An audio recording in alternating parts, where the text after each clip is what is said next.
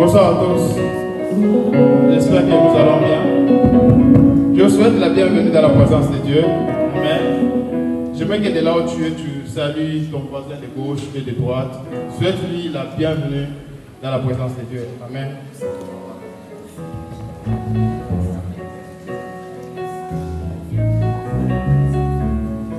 J'aimerais que tu sois concentré dans la présence de Dieu.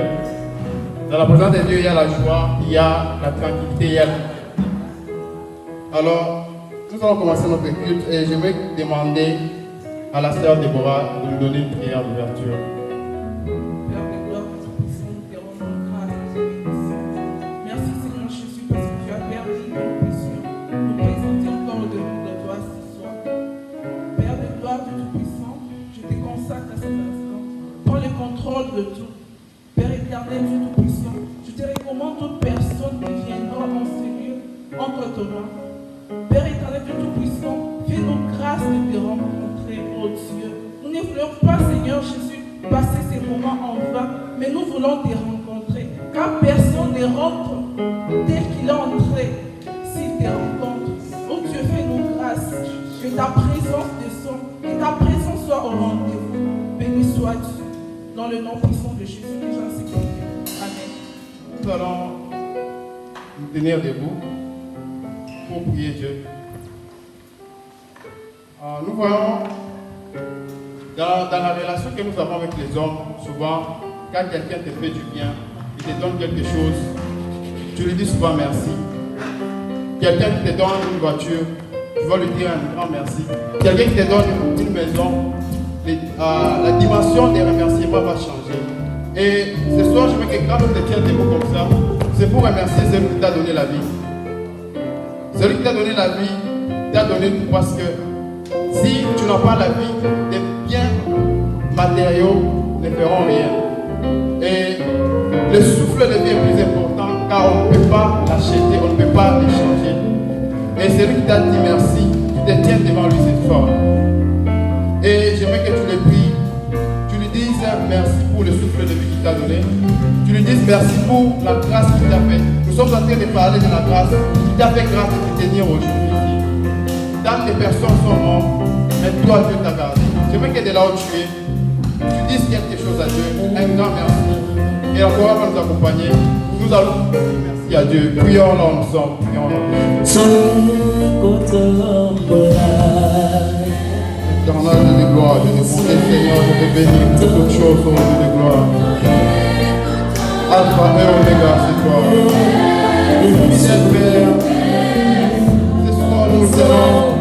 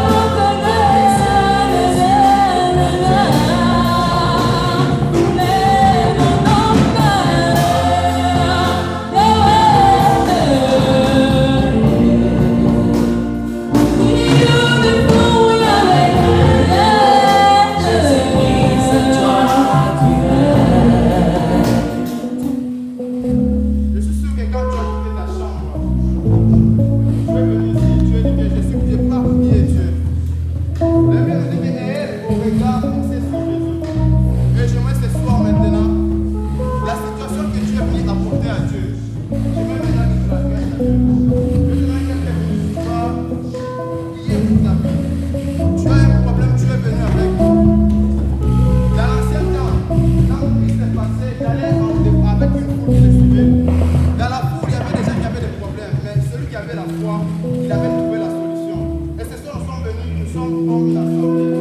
Tu as un problème, tu as une situation, peut-être qu'à la maison tu as donné une mauvaise nouvelle, ou peut-être qu'il y a quelque chose qui t'agace, quelque chose qui fait mal à ton cœur. Je veux que tu les adresses à Dieu. Il a dit que demandez et l'on vous donnera. Et la Bible nous dit quelque part en disant que nous prions, demandons, nous ne recevons pas parce que nous prions mal. Pas pour la gloire de Dieu, mais pour satisfaire nos désirs. J'aimerais que de là où tu es, que tu fasses une prière personnelle. Tu as porté un sujet de prière, une requête, un problème que tu as, j'aimerais que tu l'adresses à Dieu. Car c'est lui la solution. Car c'est lui la solution. Et j'aimerais que tu puisses le faire avec la foi.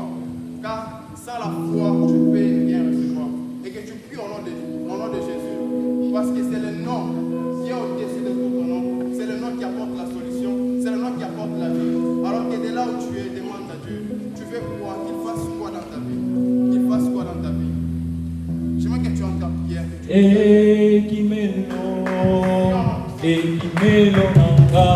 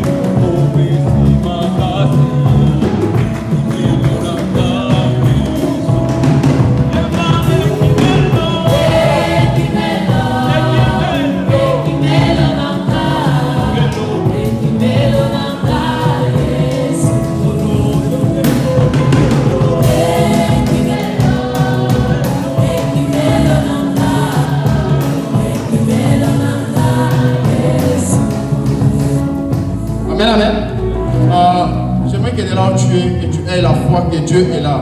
La Bible nous dit que ceux qui s'approchent de Dieu doivent d'abord croire qu'il existe et qu'il est le rémunérateur de ceux qui les cherchent. Et j'aimerais que tu aies la foi, que tu as prié un Dieu vivant et qu'il va répondre. Amen. Pour le moment, je vais laisser la place. Nous allons louer Dieu avec les messagers de Dieu.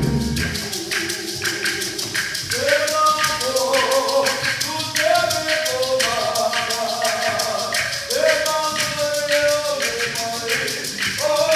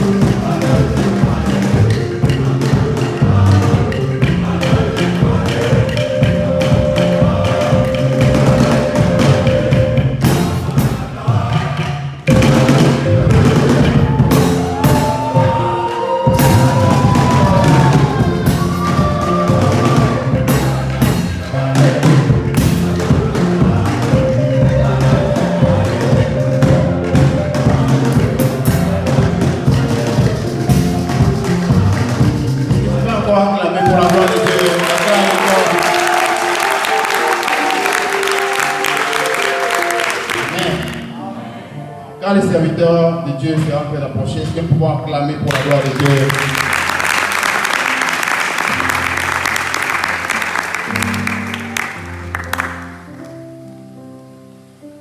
Quelqu'un peut acclamer pour la gloire de Dieu. Je pensais que tu allais faire mieux que ça. Je pensais que tu allais faire mieux que ça. Tu es en train d'acclamer le roi des rois, le seigneur des seigneurs, le maître des temps et des circonstances. Est-ce qu'une personne peut acclamer Dieu comme tu ne l'as jamais fait? Est-ce qu'une personne peut donner le meilleur de lui à Dieu ce soir? Tu n'es pas en train d'offrir à Dieu ta fatigue, mais tu es en train d'offrir à Dieu tout ce que tu as à l'intérieur de toi. Est-ce qu'une personne peut acclamer Dieu comme il ne l'a jamais fait? Est-ce qu'une personne peut se lever de là où il est et acclamer la gloire de Dieu en ce lieu? Tu n'es pas en train d'acclamer un nom, mais tu es en train d'acclamer celui qui a fait avec depuis janvier jusqu'au mois de décembre. Tu es en train d'acclamer celui qui a protégé ta famille depuis le début de cette année jusqu'à ce point-ci. Gloire à toi, Jésus. Gloire à toi, Jésus. Alors que nos yeux fermés, nous restons là où nous sommes. J'aimerais que tu puisses témoigner sa sainteté avec moi. Holy are you, Lord God Almighty. Peux-tu chanter avec moi? What is the Lamb? What is the Lamb? What is the Lamb? You are holy. J'aimerais que tu les déclares du fin fond de ton cœur. You are holy. My Lord God Almighty. J'aimerais que ça vienne du fin fond de ton cœur. What is the Lamb? What is the Lamb? You are holy. J'aimerais que tu déclares sa sainteté avec moi. Holy. C'est en déclarant sa sainteté que les fondements se prennent à la louange.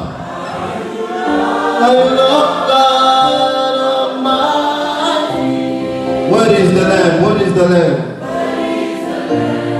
What is the Lamb? You are holy. Holy, holy. I love God Almighty. What is the Lamb? What is the Lamb? You are holy. La dernière fois, sans instrument. Holy, holy. I love God. I love God. What is the Lamb? What is the Lamb?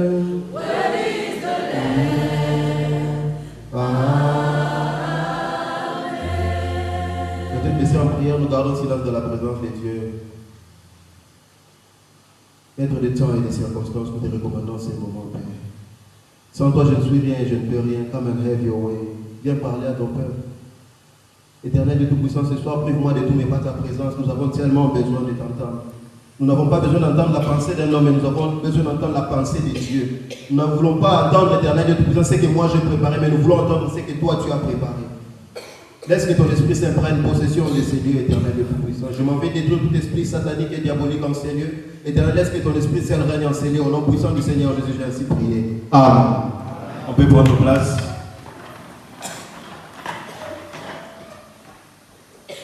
Premièrement, permettez-moi de prendre cette opportunité et dire merci à Dieu pour cette opportunité qu'il me donne de me tenir encore une fois de plus devant vous. À chaque fois, je l'ai dit que me tenir devant vous ne veut pas dire qu'ils n'ont pas trouvé mieux que moi. C'est juste la grâce de Dieu, et je pense que quand je parle de la grâce de Dieu, nous sommes en train de bien comprendre parce que toute cette année, on est en train de nous parler de la grâce de Dieu. Et au-delà de ça, j'aimerais dire merci à la direction de la CKU Sunday pour l'opportunité et la confiance en ma personne. Et aussi, j'aimerais dire merci à tout homme de Dieu en ces lieux et aussi à tout le monde qui est en ces lieux. Les messagers de Dieu, vous m'avez béni. Les élus de Dieu, vous m'avez béni. Que Dieu vous bénisse. L'unique regret que j'ai, il n'y a plus de dames dans la chorale. Je ne sais pas pourquoi les sœurs de Dieu dans la chorale. Alors, notre thème de l'année, quelqu'un peut nous rappeler le thème de l'année? Le résultat, est-ce qu'il d'une grâce efficace. Et parmi les résultats d'une grâce efficace, je pense que s'il y a l'une des choses que la grâce fait dans nos vies, c'est la grâce vient nous justifier. Et le sous-thème que je nous apporte ce soir est justifié par la grâce. Est-ce qu'une personne peut dire à son voisin, justifié par la grâce? Est-ce que tu peux le dire à l'autre voisin, justifié par la grâce? Si ton voisin ne te parle pas, tu peux changer de voisin. Tu as le droit, il y a la liberté dans la présence des dieux. Alors rapidement, une personne va nous prendre Luc 19, à partir du verset 29. C'est lui qui trouve peut nous lire. Chapitre 19, verset 29. Elle dit la parole de Dieu. Amen. Lorsqu'il approcha de Bethphagée et de Béthanie, vers la montagne appelée montagne des Oliviers, Jésus envoya 2 de ses disciples en disant, allez au village qui est en face. Quand vous y serez entrés, vous trouverez un âne attaché, sur lequel aucun homme ne s'est jamais assis. Détachez-le et amenez-le. Si quelqu'un vous demande pourquoi les détachez-vous, vous lui répondrez, le Seigneur en a besoin. Ceux qui étaient envoyés allèrent et trouvèrent les choses comme Jésus leur avait dit. Comme il détachait l'âne, l'anneau, ce maître leur dit, pourquoi détachez-vous l'anneau? Ils répondirent, le Seigneur en a besoin. Et ils amenèrent à Jésus l'anneau, sur lequel ils jetèrent leurs vêtements et firent monter Jésus. On peut s'arrêter là, ça va. Merci. Justifié par la grâce. Premièrement, lorsque nous définissons le mot justifié, il est défini par le fait de faire apparaître quelque chose comme étant légitime ou autoriser une chose. Rendre quelque chose légitime. Et en parlant de la grâce, je ne veux pas m'embrouiller, la grâce est une faveur imméritée de Dieu. Et lorsque nous lisons cette histoire, nous sommes en train de voir l'âne qui était attaché. Et une chose que j'aimerais que nous puissions comprendre, c'est qu'à l'ancien temps, les gens utilisaient les chevaux et les ânes pour voyager, pour se déplacer d'un lieu à un autre. Et l'âne étant le petit d'un âne, était attaché pour plusieurs raisons. L'une des raisons que je pourrais donner est que l'âne n'était pas encore assez grand pour être en mesure d'être utilisé pour faire le transport. Les gens ou bien le propriétaire de l'âne ne jugeaient pas qu'il était encore compétent pour être en mesure de faire un travail qui lui était censé faire dans le futur. Et de la même façon, cet anneau était attaché parce que certaines lois ou certains, je dirais, standards de la société ne lui permettaient pas de fonctionner encore. Tout comme nous pouvons nous retrouver dans cette société où il y a tellement de choses que tu peux avoir besoin de faire, mais tu ne peux pas les faire parce que tu ne corresponds pas à un certain critère. Tu n'as pas encore atteint une certaine maturité, tu n'as pas encore atteint un certain niveau. Je me rappelle, j'avais 16 ans et lorsque mes parents ont divorcé, j'étais en train de chercher un travail à 16 ans. Je n'avais aucun diplôme, je n'avais aucun papier. On ne pouvait pas me prendre au sérieux parce que j'avais 16 ans. On ne pouvait pas me prendre au sérieux parce que je n'avais pas de diplôme. Nous vivons dans une société où il y a un standard de vie que la société nous impose. Et tu ne peux pas vivre normalement si tu ne corresponds pas à ces qualités-là. Mais la grâce que j'apporte ce soir, c'est une grâce qui ne regarde pas les standards de la société. Je suis en train de parler à quelqu'un ce soir. La grâce que j'apporte ne regarde pas que non, tu n'as pas encore le niveau de faire ça. Et t'es-tu déjà retrouvé dans une circonstance où tu as tellement besoin d'aider quelqu'un mais tu n'as rien avec toi? Pourquoi? Parce que la société t'oblige avant d'aider une personne, tu dois avoir toi-même déjà quelque chose. Tu t'es déjà retrouvé dans une circonstance où tu t'es dit, Seigneur, j'ai tellement envie de faire ça, mais je n'ai pas encore atteint le niveau. J'ai envie de diriger, mais je pense que je n'ai pas encore les leadership skills qu'il me faut. J'ai envie d'être docteur, mais je pense que je n'ai pas encore fait les études qu'il faut. J'ai envie d'assister ma famille, mais je n'ai pas encore l'argent qu'il faut. Parce que la société dans laquelle nous sommes en train de vivre a déjà ce qu'on appelle un standard de vie. Il y a des choses que tu peux faire. Pour le faire, tu es censé arriver à un certain critère. Tu ne peux pas être VCAE si tu n'as pas de PhD, tu n'as pas écrit des ainsi de suite. C'est ça le standard que nous sommes en train de voir dans la société. Alors, avant d'entrer dans le vif de mon message, j'aimerais partager quatre points que j'ai eu à voir lorsque j'étais en train de lire ces versets. La première des choses est que la grâce, avant d'être manifeste dans notre vie, c'est premièrement une décision prise par Dieu. Avant que tu commences à vivre la grâce de Dieu, sache que c'est déjà une décision que Dieu avait prise de lui-même. L'anneau était attaché, alors que l'anneau était attaché, Jésus-Christ quelque part était en train de prendre la décision que c'est cet anneau-là que moi j'ai choisi. Et je suis en train de dire à une personne que là où tu es assis, Sache que Dieu était en train déjà de prendre une décision. Maintenant, là, tu entres juste en contact avec le processus. En fait, le processus avait déjà commencé parce que Dieu avait déjà pris la décision de te faire grâce. En fait, la décision de Dieu de sauver le monde n'a pas commencé lorsque Jésus est né, mais la décision de Dieu de sauver le monde, c'était déjà pris bien avant que ça. Lorsque Jésus est né, c'est juste nous qui entrons maintenant en contact avec le processus. Et ce soir, quelqu'un va entrer avec le processus parce que Dieu avait déjà pris une décision quelque part. Je ne sais pas avec qui je suis en train de parler ce soir, mais Dieu dit que j'avais déjà pris une décision et ce soir, tu ne fais qu'entrer en contact. En fait, la libération de cet homme ne commence pas lorsqu'il rencontre les disciples, mais la décision commence lorsque Jésus dit que c'est lui qui va me faire entrer à Jérusalem. Le processus ne commence pas lorsque Mephibosheth rencontre Ziba, pour ceux qui connaissent l'histoire dans la Bible. Mais le processus commence lorsque David dit est-ce qu'il reste-t-il un homme de la maison de Saül? Est-ce qu'il reste-t-il un homme? Est-ce qu'il reste-t-il un homme? Et Dieu là où il est, Dieu avait déjà pris une décision depuis longtemps. Et si cette année nous sommes en train de parler de la grâce ici, c'est parce que Dieu depuis le début de cette année disait que je vais faire grâce à la communauté congolaise. Et ce que nous sommes en train de vivre, c'est juste entrer en contact avec le processus qui avait déjà commencé. Je suis en train de parler à quelqu'un ce soir. Des fois, les processus commencent dans des réunions où nous ne sommes pas là. Des fois, ton nom est mentionné quelque part, tu n'es même pas là. On vient juste annoncer que non, on a besoin de toi là-bas parce qu'il y a un monsieur qui pensait que tu... La façon dont j'ai reçu un scholarship, mon nom a été mentionné dans une réunion, je n'ai jamais été. Et je prie que Dieu fera la même grâce à une personne. Ce n'était pas que j'avais appelé chez Moutaïda, mon nom a été mentionné dans une discussion et une personne avait pris une décision, moi je ne savais même pas. Et de la même façon, Dieu prend des décisions alors que nous ne savons pas. La deuxième des choses, ceci pourra choquer une personne, mais la grâce des fois ne nécessite pas la prière. Quelqu'un va me dire, mais de quoi tu es en train de nous parler? La grâce n'a pas besoin que tu pries pour qu'elle se manifeste dans ta vie. La Bible ne dit pas que l'anneau avait prié quelque part. L'anneau n'avait pas prié. L'anneau était attaché, mais Jésus a pris la décision. J'aime ce qu'il dit dans Romains 9:15, il fait grâce à qui il veut. Que tu sois pasteur, que tu sois prostitué, je ne sais pas. Mais lorsque je regarde la Bible, lorsque Josué envoie les gens à Jéricho pour aller espionner, les gens entrent dans la maison d'une prostituée parce que la grâce avait choisi une prostituée et la grâce n'avait pas choisi un homme saint. Je suis en train de parler à quelqu'un. La grâce ne regarde pas les gens qui prient plus que les autres. Non. La grâce ne regarde pas les gens qui connaissent Dieu plus que les autres. Non. Il fait grâce à qui il veut. Lorsque j'ai lu la Bible, ils sont partis, ils sont entrés à Jéricho, tous trois vers la maison des Rahab. Je me dis, mais pourquoi est-ce que Dieu a choisi Rahab? Est-ce que dans cette ville, il n'y avait pas des gens plus saints? Est-ce qu'à Jéricho, il n'y avait pas des gens qui craignaient Dieu que Rahab?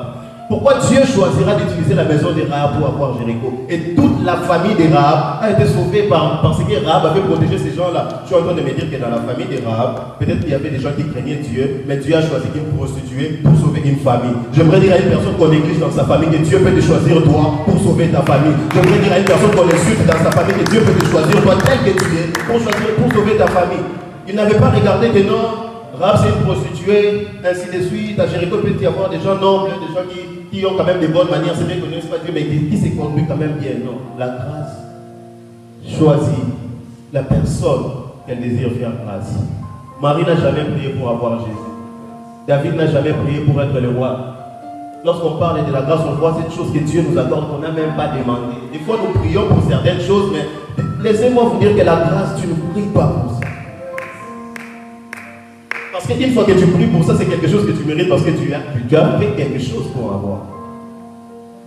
Et l'anneau n'avait pas prié ou quoi que ce soit. La troisième des choses est que le Dieu qui fait grâce, le Jésus qui fait grâce, lorsqu'il envoie des gens, il leur donne tous les détails qu'il faut. Il leur dit, allez-y dans le village qui vient. Il y a un anneau attaché, qui a ceci, qui a cela. Dieu est en train de donner un détail. Qui est en train de donner tous les détails sur la vie de l'anneau? J'aimerais dire à une personne que Dieu connaît tous les détails sur ta vie. Dieu connaît tous les détails sur ta vie. Ce n'est pas parce que tu n'es jamais entré en contact avec Jésus que Dieu ne te connaît pas, non. Il connaît tous les simples détails de ta vie. Cela ne dépend pas parce que non, tu connais Jésus ou bien tu as rencontré. Même les païens, Dieu connaît ces gens-là en détail. J'aimerais dire à une personne enseignée, toi qui sais croire que je ne suis peut-être pas plus chrétien que les autres, Dieu connaît ta vie dans le moindre détail. Il dit qu'il est attaché, personne n'est jamais monté sur lui. Il y a ceci, il y a cela. Il donne tous les détails qu'il faut. Tous les détails qu'il faut. Et le premier détail que Christ est en train de donner, que l'anneau en question est attaché. Parce que la première des choses, Le premier problème n'est pas le fait que l'anneau n'est pas encore en mesure de transporter les gens, mais la première des choses est qu'il est attaché. Le fait que l'anneau est attaché, personne ne monte sur un anneau ou un cheval attaché. Je suis en train de parler à quelqu'un. L'esprit est en train de me faire comprendre que, Daniel, regarde, il y a certaines bénédictions qui ne s'attachent pas à toi parce que tu es attaché à certaines choses. Il y a certaines personnes qui ne viennent pas dans ta vie parce que tu es attaché à certaines choses. Cet anneau-là, le fait d'être attaché faisait en sorte que personne ne pouvait s'approcher de lui. Pourquoi je vais m'approcher d'un cheval attaché ou bien d'un anneau attaché? À moins que je vais prendre des photos, bien sûr. Mais si ce n'est pas pour les photos, mais si c'est pour les choses qui concernent le travail qu'ils étaient en train de faire à l'époque, personne ne monte sur un anneau attaché. Le fait que tu t'attaches à certaines mauvaises choses fait en sorte que beaucoup de gens ne s'approchent pas de toi. Tu es en train de te plaindre que je suis seul dans mon coin, je suis attaché. Non, tu es attaché à de mauvaises choses qui font en sorte que tu ne peux pas attirer les gens vers toi. Le fait que l'anneau est attaché ne permet pas aux gens de vouloir même s'intéresser à l'anneau en question. Parce que tu es attaché à un certain mode de vie. Lorsque tu es attaché, tu es juste permis de marcher dans une circonférence, tu ne peux pas passer les limites. Et le fait d'être attaché à certaines choses ne te permet pas d'attirer certaines bénédictions sur ta vie. Il y a des choses auxquelles tu es attaché qui ne te permettent même pas de sortir de l'environnement. L'environnement que tu as autour de toi ne permet pas d'attirer certaines bénédictions dans ta vie. Et la grâce que j'apporte ce soir, la première des choses que Christ dit, détaché. Parce qu'on n'amène pas la main à Jésus avant de l'avoir détaché. Et ce soir, Jésus va détacher quelqu'un de mauvaise vie. Ce soir, Jésus va détacher quelqu'un de quelque chose qui est en train de lui retenir. La grâce qui justifie aujourd'hui, la première des choses qu'elle fait, qu'elle te détache de toutes les mauvaises choses qui t'arrêtent. Il te détache de toutes les histoires de la famille qui t'ont déjà attrapé quelque part. Jésus-Christ a dit attaché-les parce que tu ne rencontres pas Jésus avant d'être attaché. La première des choses, c'est être détaché, premièrement. On doit d'abord te détacher de là où tu es. Si vous regardez dans la Bible, la plupart des personnes que Dieu a utilisées, il les a détachées de quelque chose avant de les utiliser. Dieu ne t'utilise pas avant de t'avoir détaché. Je suis en train de parler à quelqu'un. Dieu ne peut pas t'utiliser s'il ne te détache pas de quelque chose. Avant d'utiliser Joseph, il fait de son bien de les détacher de sa famille. Avant d'utiliser David, il fait en sorte qu'il lui détache de sa famille pour qu'il ait des expériences que sa famille ne connaît pas. Je suis en train de dire à quelqu'un que Dieu va te détacher d'une vie que tu es en train de vivre. Dieu va te détacher de cet environnement dont tu es en train de vivre parce qu'il a des plans et des projets pour ta vie. Je suis en train de parler à quelqu'un.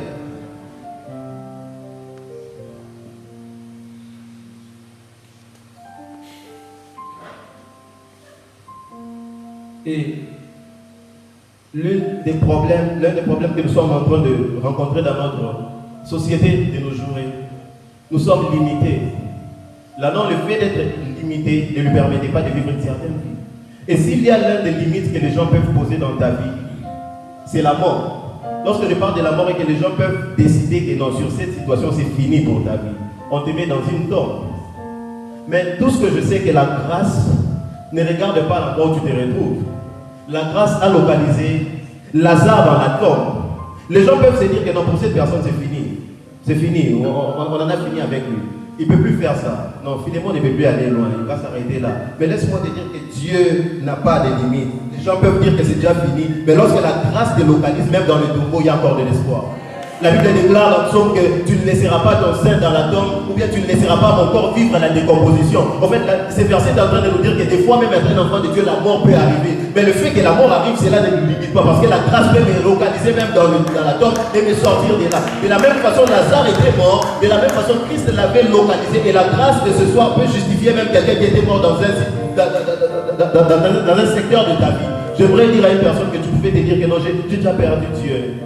Mon intimité avec Dieu est déjà mort. Les gens ont déjà mis une croix par rapport à cette vie de prière que j'avais avant. Laisse-moi te dire que Christ aujourd'hui est venu localiser ces gens-là qui se trouvent dans les tombeaux. Laisse-moi te dire que la grâce de ce soir est venue localiser ces gens-là qui se trouvent dans les tombeaux. Je suis en train de parler à quelqu'un. Parce qu'il a décidé de faire grâce ce soir à quelqu'un qui n'a pas prié pour ça. Il a décidé de faire grâce à quelqu'un qui n'en a même pas demandé.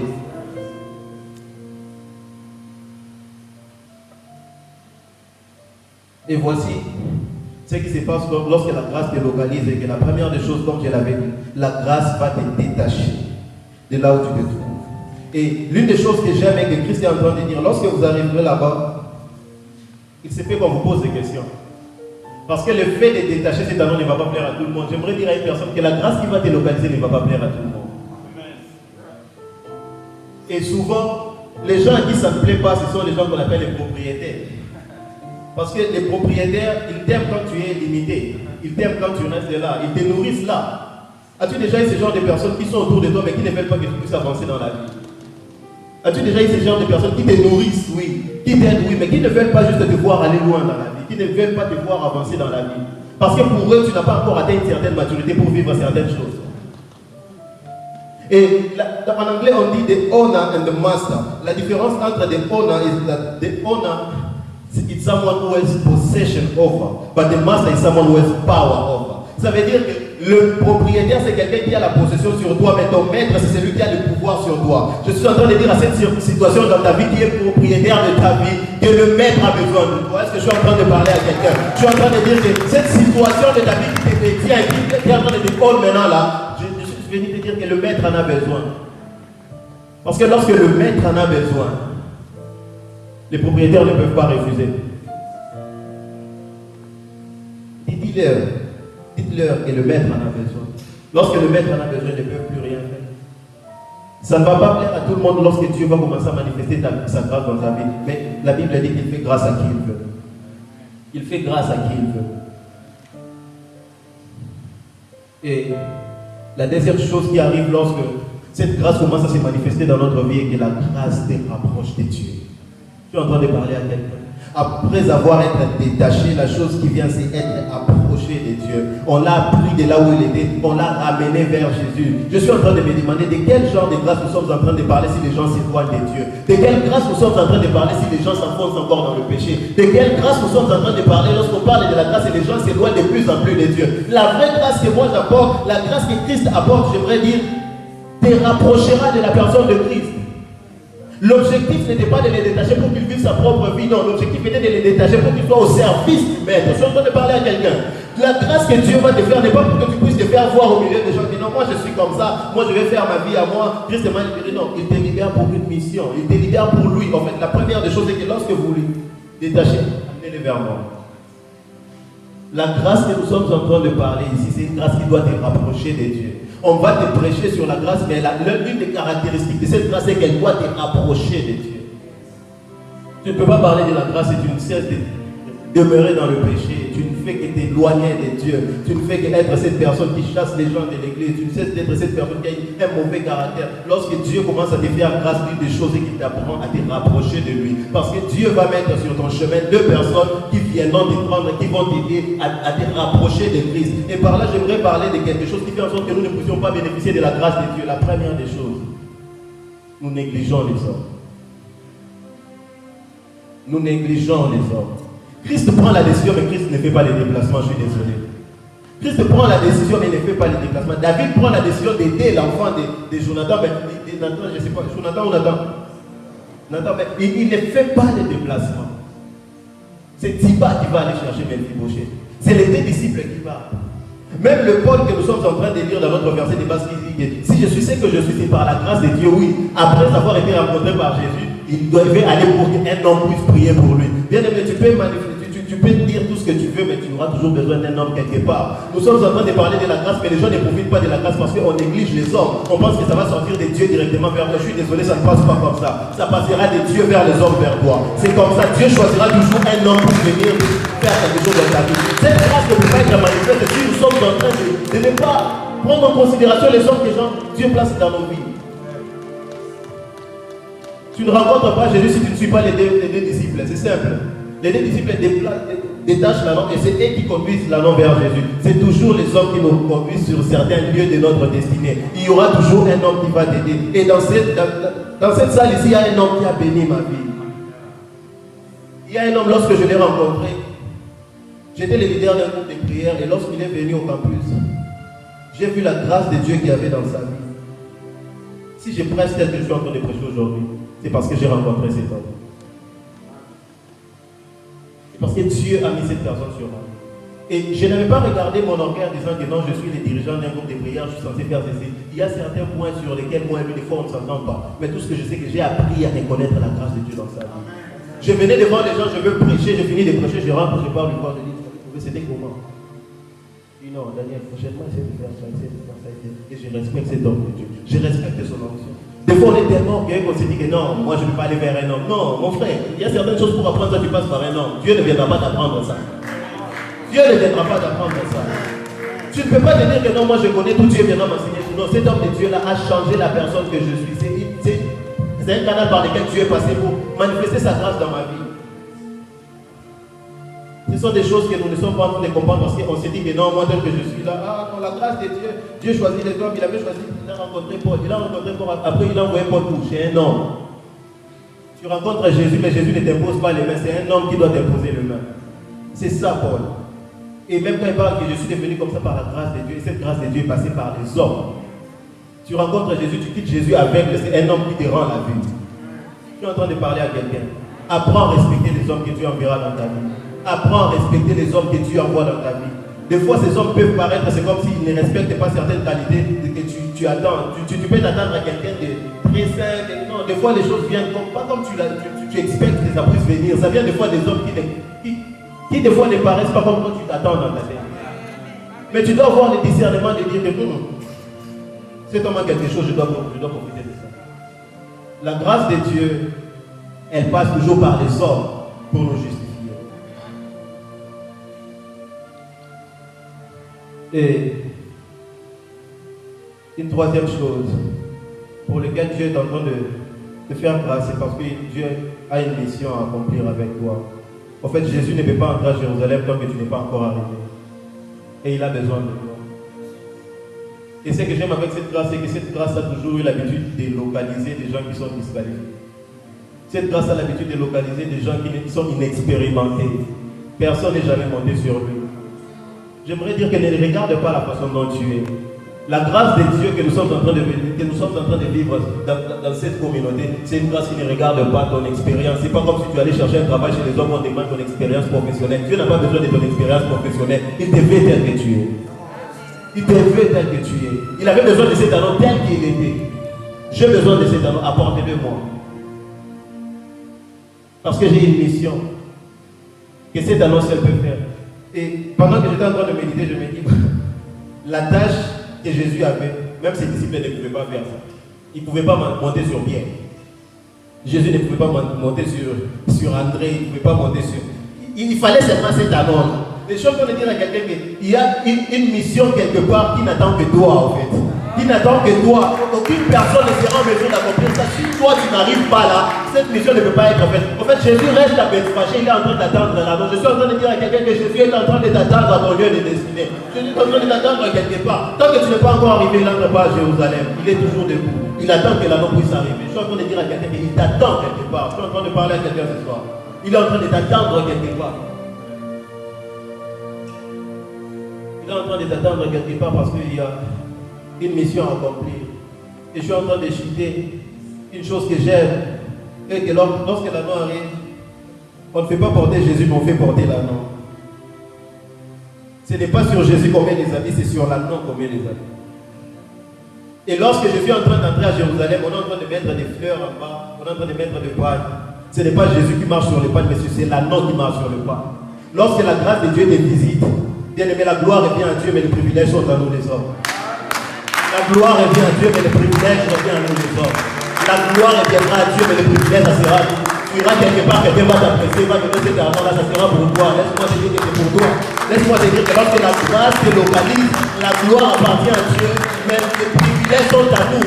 Parce qu'il a choisi de t'utiliser, il ne va pas te laisser tel que tu es. Il va te faire vivre une vie de personne dont elle ne vit pas dans la Bible. Il va faire parler de ton nom, plus que tous les chevaux que les parents étaient en train d'utiliser, tout comme étant en train d'utiliser la Bible. Parce que le privilège revient à nous, mais la gloire revient à Dieu. Je suis en train de parler à quelqu'un. Il ne te fait pas grâce pour que tu puisses rester dans les mêmes statistiques. Non. Tu arrives là-bas d'abord habillé de...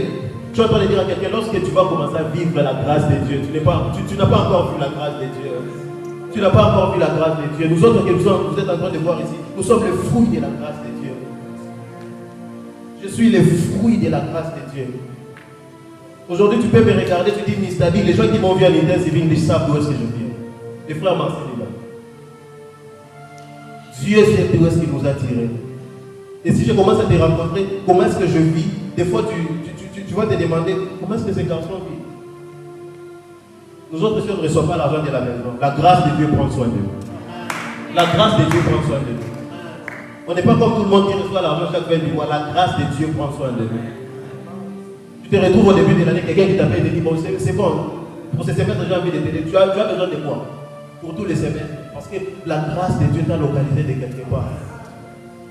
Lorsque la grâce de Dieu te localise, bien aimé, il y a des privilèges qui commencent à venir dans ta vie. Toi-même, tu te demandes, mais qu'est-ce qui m'arrive?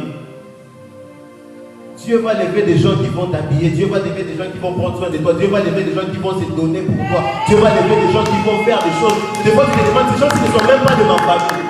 Ces gens qui ne sont même pas de ma famille. Comment est-ce que ces gens sont en train de... C'est ce que cette grâce fait dans nos vies.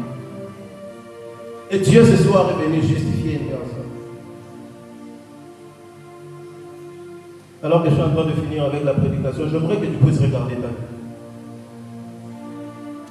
J'aimerais que tu puisses regarder les limites que tu es en train de sentir dans ta vie. Quelle est cette chose que tu as tellement envie de faire, mais tu te dis, j'arrive pas, Seigneur, parce que je me sens inexpérimenté. J'ai tellement envie de servir Dieu, mais je pense que je ne connais pas la Bible assez. J'ai tellement envie d'aider ma famille, mais je me sens tellement limité. J'ai tellement envie de faire ça, je me sens tellement limité. Ce soir, Dieu va faire grâce à une personne, peu importe ton niveau d'expérience, peu importe là où est-ce que tu es. Est-ce que tu peux regarder dans ta vie? J'aimerais que tu puisses identifier la chose que tu te dis, Seigneur, je suis limité ici, je suis enfermé ici. J'aimerais que tu profites de la grâce de Dieu ce soir. J'aimerais que tu profites de la grâce que tu es en train de nous faire ce soir. Parce que c'est une grâce qui est en train de briser les limites. C'est une grâce qui est en train de nous détacher de là où nous sommes attachés. C'est une grâce qui est venue te justifier là où, de toutes les limites que tu as dans ta vie. Une grâce qui est en train de te justifier de ton manque d'expérience. Une grâce qui est en train de te justifier pour des choses que tu ne mérites pas. J'ai fini. J'aimerais juste te dire ceci avant de partir. Alors que hier j'étais en train de préparer le message, j'étais en train de prier et j'étais en train de dire à Dieu, je dis Seigneur, ceci risque d'être ma dernière fois que je suis en train de prêcher à cette personne. Et c'est comme si j'étais en train de faire une rétrospective et Dieu me ramène à la première fois que je prêchais à la Sécurité Santé. Il y a un message que Dieu m'avait donné et donné aux gens. Je ne sais pas si Michel ou Marcel ou Philippe peuvent se rappeler. Dieu avait dit que j'élèverais une génération de gens qui vont me servir dans une nouvelle dimension. Et hier, lorsque j'étais en train de parce que c'est quelque chose que moi-même j'avais déjà oublié, Dieu me dit, va leur dire, ils sont la réponse à la prière de plusieurs personnes. Je dis à toutes ces personnes qui sont en train de servir Dieu dans cette communauté, qui sont la réponse à des prières que les gens ont fait. Certaines qui sont activées, certaines qui sont en train de Seigneur. Dieu reste fidèle. Il y a des gens qui ont tellement prié pour voir cette génération où les gens servent Dieu, ils n'ont pas envie de trouver à quelqu'un que je suis plus fort que toi. Les gens qui servent Dieu, qui s'en foutent que non, lui il vient de là, lui il vient de là. Les gens qui servent Dieu avec amour, avec unité. Dieu dit que vous êtes la réponse à la prière de plusieurs personnes. Et Dieu nous bénisse.